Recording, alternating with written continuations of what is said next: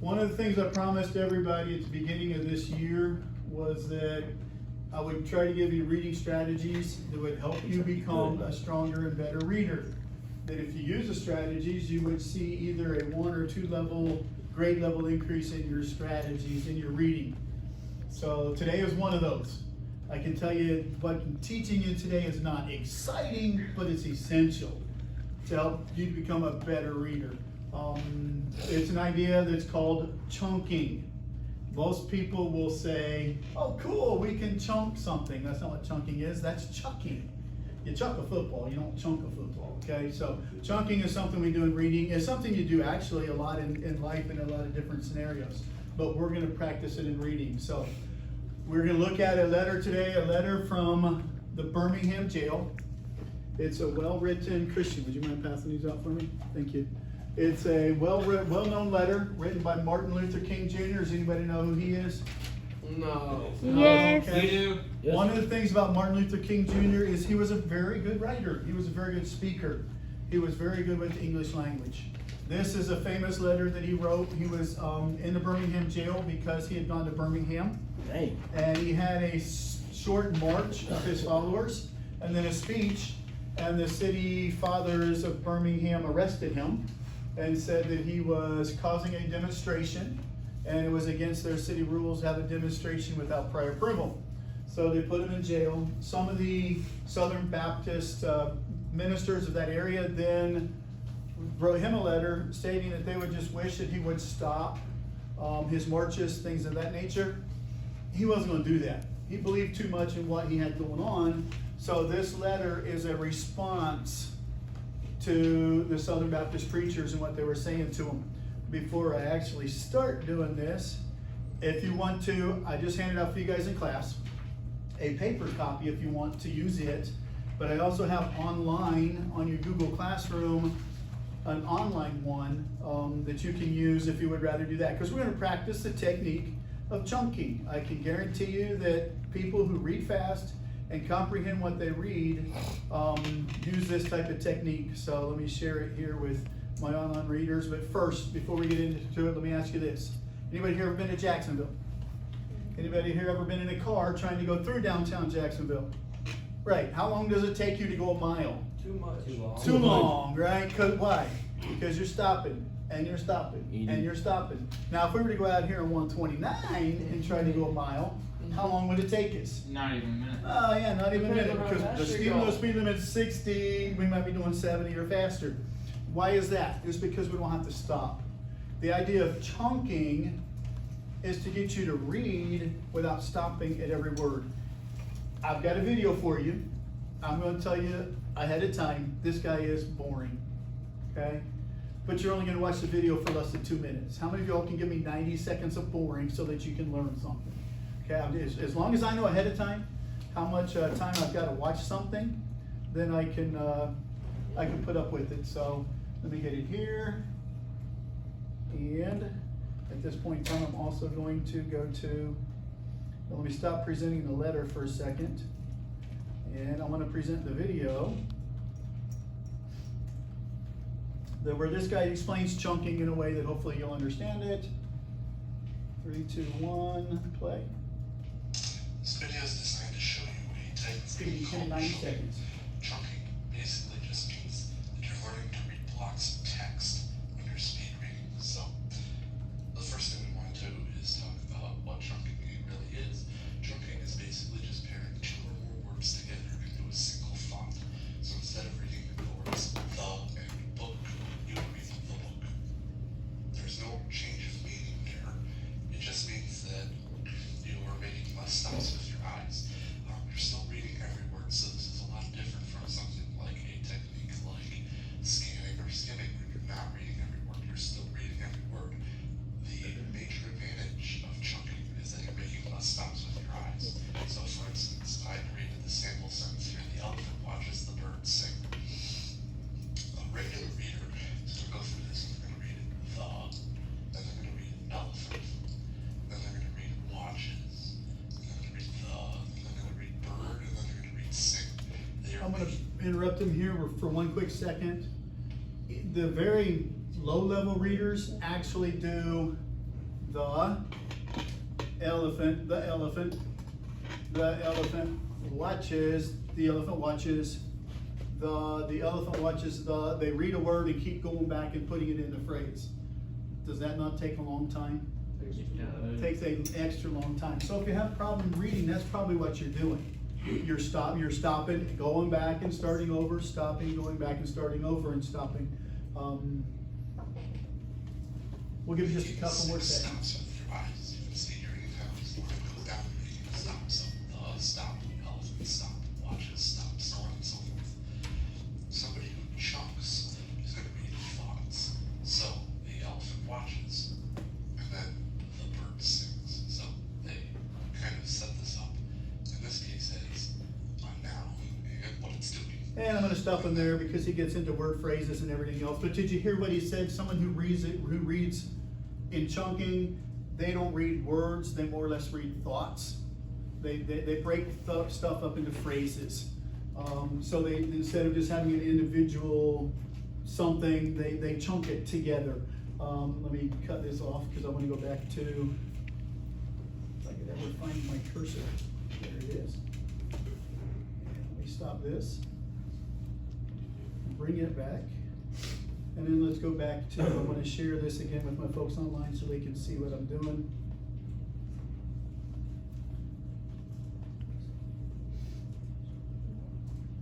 But we're gonna practice some chunking ourselves, okay? And I'll show you how now, either online or on your piece of paper. What I want you to do is I want you to look at the first paragraph.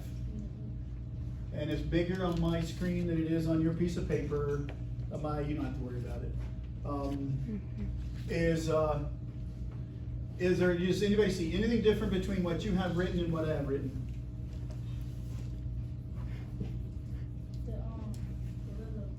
Yeah. I have break marks in here, slashes, okay?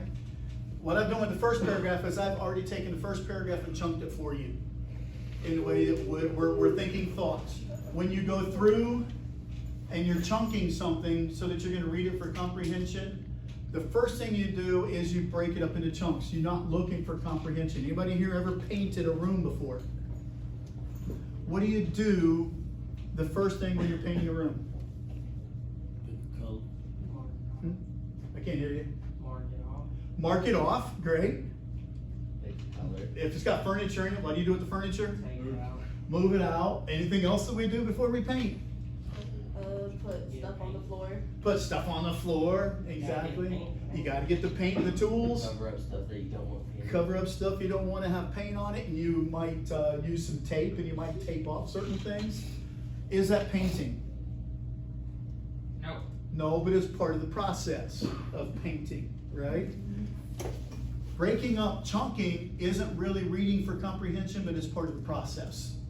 That other stuff in painting is preparation. Yeah, you do the preparation, and then how long does the paint, once you're done prepping, how long does the painting take? If you've prepped right, the painting goes quick, okay? Well, if you chunk correctly and use the process correctly, your reading comprehension is going to go quickly because it's going to increase. You're going to be able to read faster and comprehend what you're reading. So I want you, either on your one on paper in front of you or the one online, I want you to put your break marks where I've got mine. I'm going to read it through for you. Yes, sir. Oh, you didn't get a piece of paper? Christian, you missed one. I know he wasn't here. He was in the bathroom. You got a pencil too?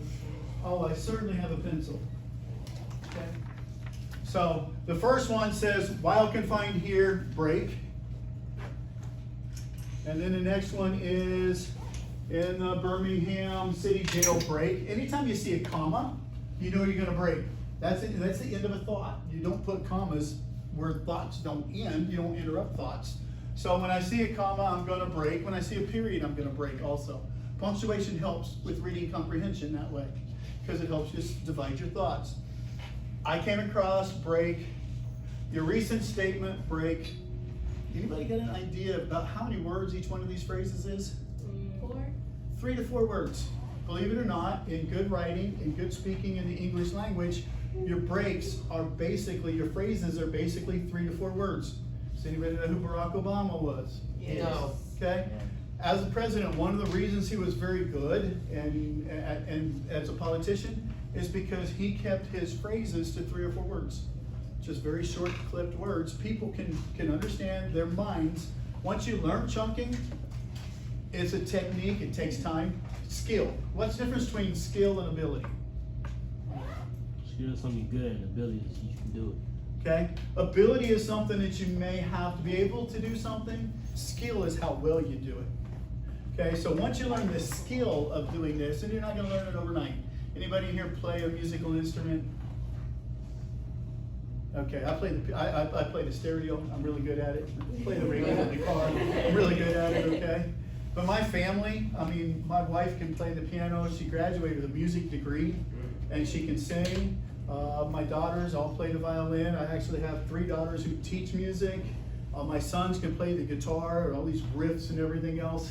Me, I'm just over there going, okay, let's turn up the volume on the stereo some. You know, I have no music ability. They do. Do you think they learn that overnight? No. No. Skill, ability is good.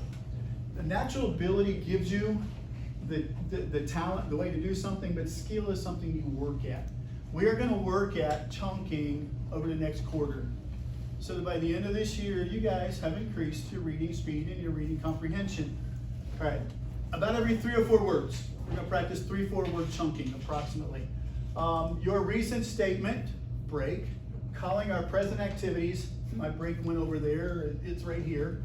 Unwise and untimely. Now at every period, every end of a sentence, I put a double break. What do you think I do that? Stop, complete. Stop, complete thought. That complete thought is stopped here, and I'm moving on to a whole new thought. So that lets me know I'm moving to a new thought anytime I see a double. Seldom, if ever, break. Do I pause? Break. To answer criticism? Break. Of my work? Break. And ideas? Double break. So like I said, every 3 or 4 words, a thought is being said. I'm not reading for comprehension yet. I'm just chunking. If I saw it, break. To answer all? Break. Of the criticisms? Break. That cross my desk? Break. My secretaries? Break. And you guys can read the rest of this. You can see where the breaks are. There's no need for me to keep going over stuff that you can visually see. So, then once you're done with whatever you're going to chunk, a lot of times it's easier to chunk in paragraphs. Let me take this paragraph and chunk. Unless you're doing dialogue. In dialogue, you might do several different, where somebody says a line and another line. But I'm going to do this here. Now I'm done. I'm finished with the chunking of that. I've done my prep work. Now I want to go back and I want to read for comprehension. Okay? Yes, you're going, this takes longer than reading. No, it doesn't, because here's what happens. You get good at chunking. Your mind automatically, instead of having to do it on paper all the time, all of a sudden your mind starts putting chunks together. And you start going like this. What's the main word while confined here? Confined. How about in the Birmingham City Jail? You can either say Birmingham or jail. Either one of those would work. So confined, jail. Across. Recent statement, present activities, unwise. What's my brain doing is picking up the main idea. I'm no longer reading words. I'm reading thought phrases, and I'm picking out the main idea of that thought. Again, does this happen overnight? No. No, not unless you're somebody who's really super brilliant, like Sheldon, okay? I have a daughter who we call Sheldon because that's how her brain operates. So I've got confined, in jail, across, statements, my present activities are unwise. That's the first sentence.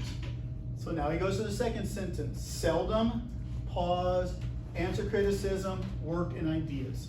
What's that mean? It means he seldom ever stops to answer criticisms. Okay, so we move. So now he's in jail. People have told him that they think his actions are unwise. Seldom does he ever stop to answer those. Next, sought, answer, criticisms, my desk, secretaries, engaged, little else, course, day, would, no time, constructive work. That's a longer sentence. But basically, let's put that back together again. If I ever took the time to actually answer all the criticisms that came across my desk, my secretaries would have nothing else to do all day long and nothing would get done. Is that not a synopsis of that sentence? All I did was parse it into 3 or 4 word chunks, went back when I'm ready to comprehend it, and I took the main word out of each one. Again, I'm telling you, you're in 9th grade, you keep working like this, you keep chunking, and we're gonna do this through all of Martin Luther's letter, King Jr.'s letter to Birmingham Jail.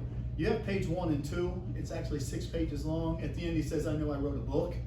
But we're gonna do this, and then eventually by the time we get to page 6, if y'all actually mentally continue to strive and work on chunking, you won't be needing me anymore. You'll be doing it on your own, and you'll be reading it through, and you'll be increasing your reading level and your reading speed. So, what I want you to do now, individually, is to go to paragraph number 2. I don't have paragraph number 2 chunked out for you. So, individually, I want you to take a minute, 5 minutes. What time do we have left in class? We got time. Let's make it about 5 minutes. I want you to look through paragraph number 2, and I want you to put the breaks where you think they come every 3 or 4 words. Sometimes a thought is 2 words. Sometimes a thought is 5 words. I will tell you this. When you come to a long name, don't break the name up. Just make your chunk that whole name.